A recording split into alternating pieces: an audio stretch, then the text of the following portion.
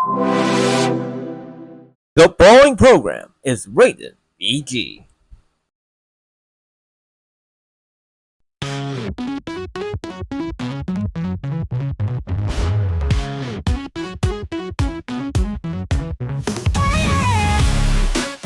Hello, CTV fam. Welcome to another exciting edition of CTV Exclusive, your front row seat to the stars. My name is Dom Laudato. Now, today is a sad day, for a bittersweet day for our show because this is our season 3 finale. Aww. That's okay because once the next season comes very soon, we'll have more interviews, more exciting guests, and maybe a big guest that could happen in the season. You never know. I'm not going to tell anything about it. And this is a very appropriate way to end the season, actually. Kasi, as you know, we have our Pride Month ID called Masiyang Maging Iba. And today, since this is the last Saturday of Pride Month to be exact, we have a guest who's home to us.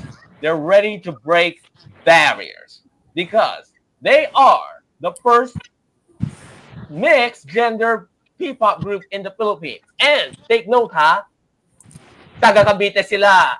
Please welcome to the show, the young, fearless, and proudly independent Gemini! Hello po. Hello po. And somebody got missing in action. Si MK nawala. Okay, you can introduce yourselves now. Go ahead. Yeah, let me introduce myself first. I'm the leader of the group, Pride representative. My name is Elle. And I'm the main vocalist of the group. My name is Hunter.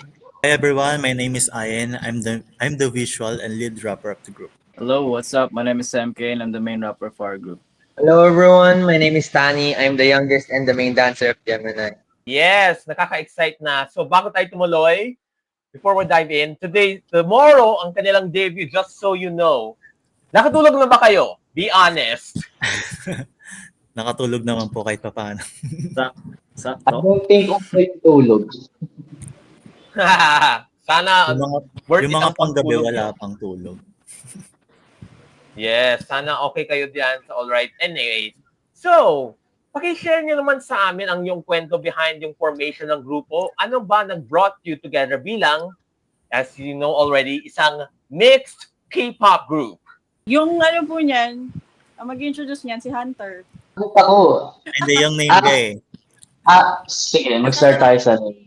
Kung sa name po kasi, ang meaning ng Gemini is, yung spelling niya, G-E-M-N-I. Yung gem po, ibig sabihin nun, yung fandom namin, which is our treasure, kaya siya gem. And then yung N, yung nagko-connect between gem and I po is kami. So, it's like, our fandom and I are connected forever. So, yun po yung meaning nun. And then yung Gemini na pronunciation po is nakuha namin since kami po ay na-launch last year na month of Gemini. So, kaya po siya tinawag na Gemini. Yun po The yung year meaning nun. 2023. Yes, and to add on to that po, bali nag-start kami as a K-pop cover group. So, we cover K-pop artists. Yan, dun kami nag-start. And then, dun na. I mean, syempre from the love sa stage, performing, and yeah, since we've been together for like how many years na rin. So, out of nowhere, parang yung passion namin, gusto namin iangat one step. So, we decided na bakit, kung kaya naman natin mag-cover group, why not itaas natin since nasa peak din ng P-pop ngayon. And of course, alam ko naman passion din kasi na lahat and it's everyone's dream. So, yun. Pinray namin. And now we're here. Yes, and everyone is here looking forward na makita kayo mag-debut. So, in case you just heard the memo, like I said many times kanina, kayo ang unang P-pop group with a member na nasa LGBTQIA+ community. Paano ba na-impact ang pag-dynamic and your message as a group? With regards to that po, siguro one thing I'm thankful for sa members is that yung dynamic, siguro ang iisipin ng iba, it would be hard kasi may isang lesbian and then the rest are boys. Pero what's good is that siguro nabuo na namin yung foundation ever since like way back 2019. So they know me well and I know them well. So, alam na namin yung strengths and weaknesses ng bawat isa, and then we used it para mas maging power siya ng Gemini. So, para makapagsimula kami ng something na hindi pa nagagawa ng iba. Which is, eto nga, we are the first parang P-pop act to incorporate an LGBT member. So, yeah. Very good. Nakakatuwa isipin na meron tayong nagre-represent sa mga LGBTQIA+ community, and I'm so glad to have such representation kasi we're now after inclusivity na yun, di ba? Lahat na lang gustong lahat. Napapansin na. Kahit mga autistic people, napapansin na din. In fact, kung napapansin nyo kanina yung certificate na nasa top, pinakataas, yes, the Imus LGU recognized me. Just so you know, guys, in Netizens Choice Awards, last March 28, eh, dinelay ko na lang recognition day dahil, alam mo naman, campaign period and all. Alam nyo, ayoko magbintangang na ma-vote buying and all that at ayoko ma-disqualify mayor dahil lang doon. Let's not be too political, pero move on na tayo. He won, and let's move on. Ano ba mga pinakamalaking milestones or challenges sa inyong grupo since you started? Milestone. Siguro simulan ko. Bigyan ko ng chance magsabi din yung ibang members since siguro kami, iba-iba kami ng challenges per member. Siguro sa akin, as a leader, I'm working. So, aside sa Gemini, nag-work ako. I work night shift. So, siguro isa yon sa challenge na ang hirap maka-keep up minsan sa practice. And now kasi, the four of them, they're living sa Cavite and I'm living here sa Pasay. So, I need to go, like, minsan straight from work. I need to go sa Cavite to rehearse. So, yeah, some sacrifices na alam ko namang worth it in the end. Pero still, it's a sacrifice and it's a struggle and it's a challenge. Kasi you need to keep up eh. And P-pop is ever growing. So, kailangan mong maka-keep up doon regardless kung gaano ka-challenging yung nangyayari sa'yo. Yeah. So, sa other members, guys, MK. For me sa akin yung transportation since we are independent group. Most of our finances come from our own pocket. So, lahat po ng gastos sa sa biyahe, sa other expenses that po galing po sa bulsa namin. So, it's been a rough times. Then, nagkaroon kami ng kulang sa financial, lalo na kasi that time we're not working and meron pa kaming isang student. So, hope, to be honest, kahit hirap kami, we're still here to provide sa mga members namin na hindi masyadong financial stable. So, we're very thankful and grateful sa mga members namin na nagtutulong-tulong kami para lang mataguyod yung event. Yeah, kasi like being an independent P-pop group, so it comes with, of course, the expenses then to produce music, to rent a studio, for the video shoot itself, diba? So, that's given yung financial struggle working as an independent. Pero sobrang thankful namin sa mga tao sa paligid namin na enough na sa kanila na nakikita nila na we're doing our best to pursue this, and then they are helping us, whether it's like support, verbal support, or financial support, andyan sila. So that's the reason kung bakit nakakatuloy kami despite of, that struggle. How about Hunter? Ang struggle siguro, lahat. Actually, lahat. Since we're independent group, parang wala kaming access sa mga bagay-bagay. Sa studio, transportation, trainings. Actually, nung nag-uumpisa pa lang kami, wala kami experience sa lahat. So, hindi namin ganun ka alam kung anong dapat gagawin, like paano mag-produce ng song, anong kailangan namin para makapag-produce ng song, and para makapasok kami sa ganitong highlight, para mga ganun. Pero, yun nga, kahit na gano'n, ginamit pa rin namin nagtulungan kami, yung skills ng bawat isa, para pinag-combine namin siya kasi katulad ng sa pag-produce ng music sa Tani, nakapag-produce siya ng music. So, ginamit namin siya. And then yung knowledge ng iba sa mga bagay, which is sa paggawa naman ng choreo, nagtutulungan-tulungan din kami. And sa mga vocal training, tinry namin na i-train yung sarili namin. Kumbaga, starting pa lang, nag-ano lang kami. Bibase na kami sa YouTube, yung mga material sa YouTube, ginagamit namin yun.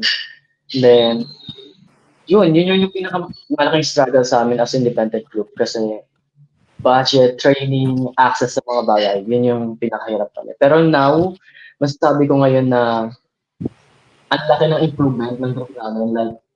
Like, marunong nang mag-design. Like, kami na nakakapag-design ng sarili naming merch, ng pub mats namin. Like, yung makikita nyo sa page namin, kami lang lahat nagawa nun. And then sa pag-create ng music, mas marami na kaming kanta ngayon, mas alam na namin kung anong dapat gawin, and then mas na-improve yung skills sa paggawa ng lyrics kasi nga nakakagain na kami na experience. So, yun. For me naman po, ang naging big adjustment naman for me is yung from cover group is alam natin cover group is sayaw-sayaw lang ganyan, and we entered P-pop, so kailangan na ng sing and dance. So ang naging struggle ko po is before entering P-pop is yung kanta while dancing. So isa siyang struggle sa akin kasi nakasanayan na pag nagpe-perform is sayaw lang ganun. Pero dahil sa grupo dahil sa Gemini, natutunan ko na kung paano mag-perform na dancing and singing. Tinuruan nila ako kung paano ganito, like nagte-training kami. Wala kaming like Access. proper training talaga. Wala kaming access sa lahat. Like kami lang talaga trinay namin, and luckily and we're blessed na nakakaya namin siya, and may mga taong umahanga sa amin sa naging talent na nabibigay namin while performing. Yun po. How about you, Hunter? Ay, nasabi mo na, yung Tani. May ka bang iadagdag? Yung mahirap na part po sa akin. Actually, nung may start po kami, ako po talaga yung pinaka-youngest po sa amin. Kaya parang ang hirap po mag-adjust, especially since panganay po ako sa family ko. And hindi ko alam kung paano ako makakapag-adjust sa grupo as the youngest. Kasi actually, kahit saang grupo na mapunta ako, gusto ko mag-lead. Kaso dito, kailangan ko makinig sa kanila. Since siyempre, hindi naman ako ganun ka-experience sa field na to. Actually, hindi naman talaga ako magaling sumayaw nung una. Nag-progress lang talaga ako. So like, parang naging challenge ko talaga is yung training. Kasi siyempre, wala kaming proper training. So, andyan lang sila para tulungan ako. Kaya yun yung pinakamahirap kong adjustment kasi parang nung dati, alam ng mga members ko, mahirap na hirap ako makinig sa kanila. lagi ako nakikipag-away sa mga members ko. Kaya medyo sorry ako sa kanila. Kaya I'm very thankful din na parang tinanggap pa rin nila kahit ganun ako umak dati. Tama. Tinanggap ka namin kasi kahit ganyan ka. At tatanggap ka na, I'm sure tatanggap ka ng mga taong bayan para sa mga ng grupo nyo, for sure. Especially, meron kayong mga recent projects and performances na, and collaborations na, I'm sure, pag-uusapan natin yan now. So, can you talk about mga recent projects nyo, like songs, performances, collaborations that you're especially proud of? So yeah, currently po since ang focus talaga namin ngayon is yung debut showcase. So if makikita yon ng mga audiences, we already released 2 new songs. So the title song, which is We Go, and then our side B, which is Bahaghari. So currently yun yung wina-workout namin for promotion, and then syempre i-add na namin si City Lights and Photo, which is our pre-debut single. With regards naman sa mga events or gigs, hindi pa kasi pwede spill yung iba kasi wala pang official, hindi pa siya official, pero siguro stay tuned na lang sa mga social media pages namin for that. And then collaboration, since nasabi nga kanina ni Hunter na medyo limited yung access namin, so we're still currently parang working on to make connections with different artists, with different agencies. Baka may possible na magkaroon ng collaboration with other artists. Hindi man song, baka mamaya it's a vlog or it's a project. We'll never know. Kaya abangan natin yan. So, abangan natin yung mga ganitong bagay and I'm hoping na mag-collab kasi alam nating lahat, laging sinasabi yan ng isang G22 member na P-pop is not a competition but a revolution. Yes. Yes. And syempre, Agree. kasi sa revolution. Okay. Yes, kasi alam nating lahat. We all know who started it. It's SB19 and we owe it up to them. Kahit kung hindi dahil sa kanila, baka ano nang mangyayari na yun sa industriya na to. Anyway, I think before, when we have so limited access or limited knowledge with regards to creating music, siguro nag-focus kami sa city pop, which is yun yung genre kasi ni Bunso. And si Bunso kasi yung mga nagbibigay sa amin ng base or foundation para makagawa kami ng kanta. So basically, sa kanya nanggagaling yung beat, sa kanya nanggagaling yung unang lyrics, and then ipapresent niya sa amin. So, yun kasi yung forte niya. So, doon din kami nag-focus. Pero now na mas na-enhance namin and mas lumalawak na yung mundo ni Gemini, like nakakahalubilo na kasi namin yung ibang P-pop artists, and then we are being like trained for free ng ibang mga studios and other coaches, vocal coaches. So, dun ngayon, masasabi ko na somehow medyo may bala na kami with regards sa paggawa ng music kasi hindi na lang kami nakafocus sa isang genre. Kaya na namin mag-explore ng ibang genre. So looking at our debut song, it's a hip-hop, medyo hip-hop siya. And then our B track is medyo, it's a mellow song. So from city pop, ngayon nakapag-explore na kami ng other genre. So maybe in the future, pag mas lumawak na yung knowledge namin, baka mas kaya pa namin i-explore. Sabi ni Hunter, cute concept naman daw. Oh my God. Siguro nagiging challenge siya. Cute concept. Wala si Hunter, nasan na yun? Solo niya yan. So, Cute concept naman daw, Okay. sabi ni Hunter. Malay natin. And in the future, ang plan naman kasi talaga ni Gemini is to explore. Kung hindi man yan yung comfort zone namin, kung hindi man yan yung comfort music namin, we will still try to enter that zone. Kasi gusto nga namin malaman kung hanggang saan yung limit eh. Gaya nga ng slogan namin, it's to the limit we push. We push. So, yes, push natin yan lahat hanggang sa dulo. So, as you know, the group Gemini is known for promoting love, acceptance, and equality. How do you bring those values sa inyong mga fans at sa inyong music? may ibang gustong magsalita, guys? siguro sa akin na to embrace their own differences. Alam ko naman din na may mga tao na nafe-feel nila na left out sila kasi feeling nila iba sila sa ibang tao. So para sa amin, we make ourselves unique. So hindi kagaya ng iba. So kami, in-embrace namin yung uniqueness namin at share namin through making our own songs. So hopefully na-enjoy yung Yes. song and bring the best of ourselves to promote what our uniqueness is.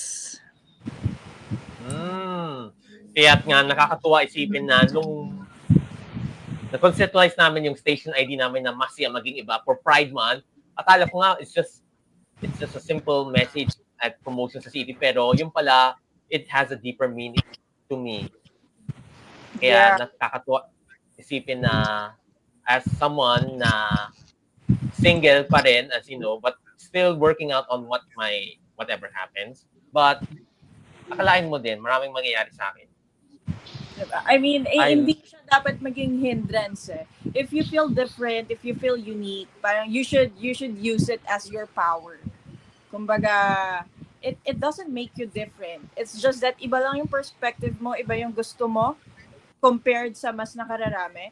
So instead of parang i-keep mo yan sa sarili mo, use it as your power.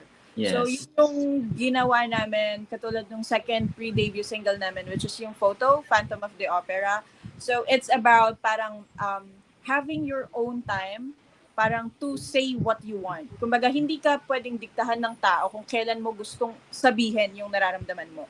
Ikaw yung makaka-feel, ikaw yung makakapagsabi nun. So, yun, ginawa namin yung song na yun para ma-empower yung mga tao na to speak up kapag gusto mo, hindi pag gusto ng ibang. To express their feelings po. Tama. So, ang nakakatuwa isipin kasi ayun na naman tayo. Pero it's okay to be you.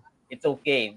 For as long as you use it to sa yung advantage na yung ginagawa mo. Ako nga, autistic.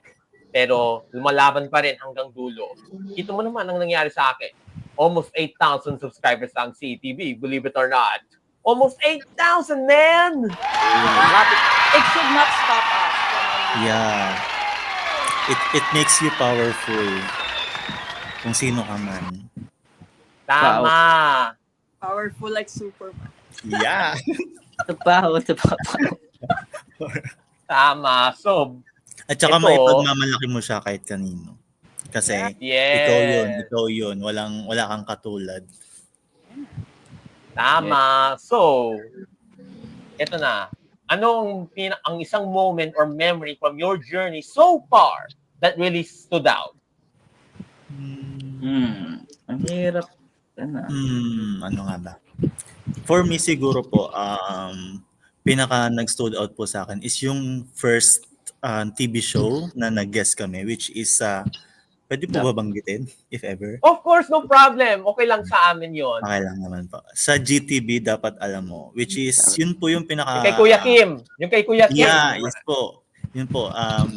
Since first release po namin ng song na City Lights, and parang a weeks later, na-invite po kami agad, and sobrang nakakatuwa po sa part namin. Kasi dati pa lang po nung bata kami, we dreamt of being in a TV, like mapanood kami ng aming mga mahal sa buhay, like family and friends. And yun po, sobrang nakakatuwa po na naisama kami, na-invite kami. And after that show, my friends, my family congratulate me like, uy, si Ayan pala to na nag-guest na sila sa TV, which is sobrang nakakatuwa kasi ayun po, yung pangarap ko po yun na makita sa TV like yung sa mama ko, ganun. Yeah, sobrang tinetreasure ko po yung time na yun. Ako naman siguro yung kapag yung feeling na yung mga taong nagsusupport sa amin since day one, tapos makikita pa rin namin until now. So very, very thankful and grateful kami sa kanila kasi sila yung aming strength na nagbibigay sa amin ng willpower to do this stuff para ipakita namin yung best namin, not just for us but for them. Yeah. Sila talaga ang aming parang lifeline dito sa Shoutout sa Sinta namin dyan. Yeah. Sinta, hello. So, yun. Siguro i-add doon, siguro sa akin, yung mga memorable moments ko is yung mga fan gatherings, mga intimate fan gatherings namin with Sinta. So, siguro, yung iba, syempre, it's the stage, the events, kung saan nakikita kami ng maraming tao. For me, siguro, it is yung mga intimate gatherings namin, like yung fan meet, and then yung mga year-end parties namin. Kasi imagine, like, they are giving us their time sa araw na yon just to, to bond with us, to get to know us better. And then, seeing those people, lalo na yung mga tumayo sa amin since day one. And then, until now, nasa amin pa rin. Kami pa rin yung sinusupport, and nandyan pa rin. Doon pa lang, ilan man sila, bilang man sa kamay, or maliit man yung family, doon pa lang, alam mo agad na ipupush mo. Ipupush namin yung dreams kasi may kasama kami sa likod. Yeah. Hindi kami mag-isa na lumalaban sa aming mga pangarap. Kahit una kami yung nangarap sa pangarap na to, pero ngayon sinasamahan na nila kami, which is yun yung mas lalong nagpapatibay sa amin. Kaya't nga sinasabi ng Biggest Loser dati, ang bigat ng buhay ay lalong gagaan pag may karamay. Di ba? Agree kayo dyan? Tama. That's true. Ba't kayo agree yan? At dapat alam kayo din. Hi, Kuya Kim. Thank you. Shoutout to Kuya Kim. Alright, so bago tayo magpatuloy si ETV pa, mag-break muna tayo kasi because we'll take a moment to let to know each member individually kasi syempre, bawat isa sa kanila may sariling kwento, boses at ambag sa grupo. So, break muna tayo for a bit. Magbabalik ang CTV Exclusives after this.